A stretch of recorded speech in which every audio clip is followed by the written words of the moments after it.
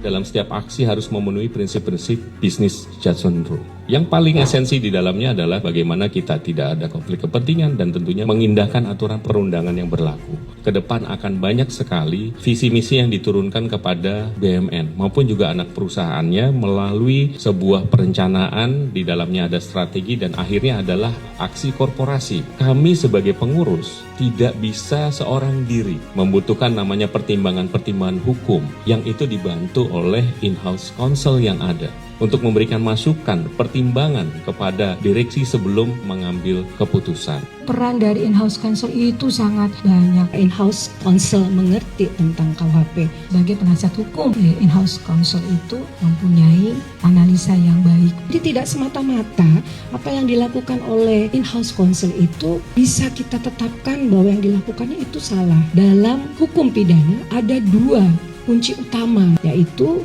actus reus dan mens rea.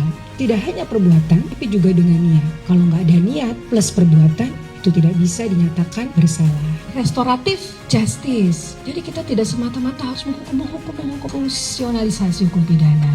Tujuannya itu sebetulnya untuk melindungi kepentingan hukum masyarakat, perseorangan akibat pelanggaran yang dilakukan. In-house counsel ini harus kita perkuat supaya kinerja Jasara Harja itu bisa mewujudkan misinya. Misi utama dari Jasara Harja ini mulia sekali. Tangan kanan dan kiri dari negara untuk mengimplementasikan amanat Undang-Undang Dasar.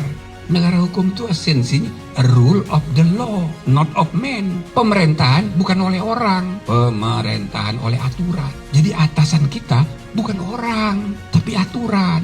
Orang itu hanya role model aja. Semua keputusan-keputusan harus sesuai dengan hukum. Kemampuan kita sebagai legal counsel itu harus update terus tentang informasi hukum.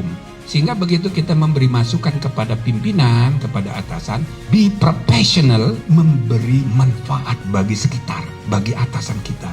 Semua hal yang berkaitan dengan hal-hal yang baik itu disebut integritas. Syarat berintegritas itu, ambil hakmu, jangan lebih dari semestinya. Berikan kewajibanmu, jangan kurang dari seharusnya. Kalau saudara bisa terapkan, praktekkan itu dalam praktek hari-hari di Jasara Harja, aman. Tentunya ini harus dimitigasi dengan baik, kita bisa mendapatkan sebuah pandangan, sebuah masukan, induksi, bagaimana kita harus bersikap dan tentunya counsel ini bisa berperan membantu proses pengambilan keputusan dari direksi. Santunan kecelakaan, mudah dan cepat, Jasara Harja.